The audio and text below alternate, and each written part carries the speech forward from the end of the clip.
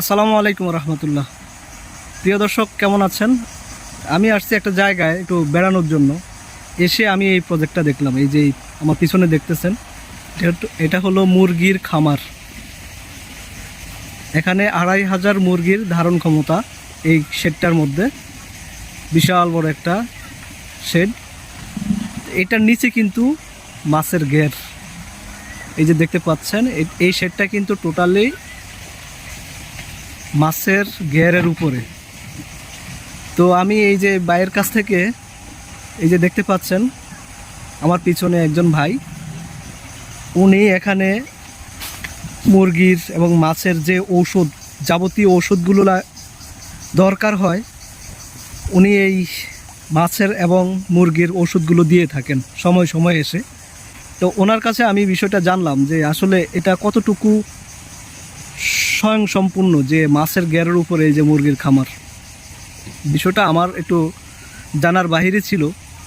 তা আমি ওনার কাছ থেকে বিষয়টা ক্লিয়ার হইলাম। ওনাকে জিজ্ঞেস করলাম যে এটা মাছের জন্য সমস্যা না, বা মাছে খায় এই খাদ্যটা, এই বীজটা? তো বলল যে বাংলা যে মাছ আছে এই মাছগুলো এই খাবারটা খায় না। এই খাবারটা খায় হলো তেলাপিয়া আর ফাঙ্গাস মাছে এই খাবারটা খায়। এই খাবার বলতে এই যে মুরগির যে বীজটা, এই বীজটা তেলাপিয়া এবং ফাঙ্গাস মাছে খায়।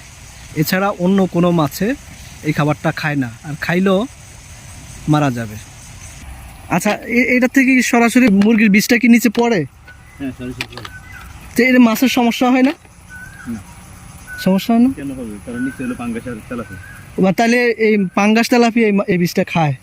বাংলা মাছ খায় না, বাংলা মাছ মারা যাবে তাকে। ও, তাইলে এই দুই মাছের জন্য উপযোগী না? হ্যাঁ। তো বিষয়টা আমি এতদিন জানতাম না, যার কারণে এটা তুলে ধরা। অনেকে হয়তো এই বিষয়টা জানে না। তো আপনারা যারা এই কাজ করবেন, করার ইচ্ছুক, তবে সতর্ক হতে হবে, সচেতন হতে হবে। এই যে আমার পিছনে এই যে এই পুকুরটা দেখতেছেন, এটা হলো রেনু মাছ বা ছোট মাছ এখানে ছাড়ে। এখান থেকে ছোট মাছগুলো যখন বড় হয়, তখন এই যে বড় যে এই বিশাল এই পুকুরটা, এটার পিছনে এই পুকুরটাতে বড় হলে এই পুকুরটাকে আমি মাছগুলো ছাড়ে। এই হলো অবস্থা। তো যারা এই ধরনের প্রজেক্ট করবেন, তো আপনারা একটু সতর্কতার সাথে এই কাজগুলো করতে হবে। আপনাদের অন্য মাছকে এই খাদ্যটা দেওয়া যাবে না। অন্য মাছকে এই খাদ্যটা দিলে টোটালি মাছ মারা যাবে। এটা সম্ভব হবে না, কারণ এটা খুবই গ্যাস জাতীয় এবং খুবই শক্তিশালী একটা খাদ্য। এটা অন্য মাছের ক্ষেত্রে এই খাদ্যটা প্রযোজ্য না। এই যে এই শেডটা দেখতে পাচ্ছেন, এটা হলো মুরগির বাচ্চার শেড। এখানে মুরগির বাচ্চাগুলোকে এনে মোটামুটি সাইজ অনুযায়ী বড় করা হয়।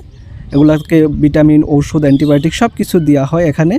দিয়ে এগুলোকে মোটামুটি বড় করে পাশের যে বড় শেডটা দেখতে পেয়েছেন, সেই বড় শেডের মধ্যে নিয়ে যাওয়া হয়। সেখানে মোটামুটি আপনার 28 দিন থেকে 30 দিন পর্যন্ত বড় করা হয়।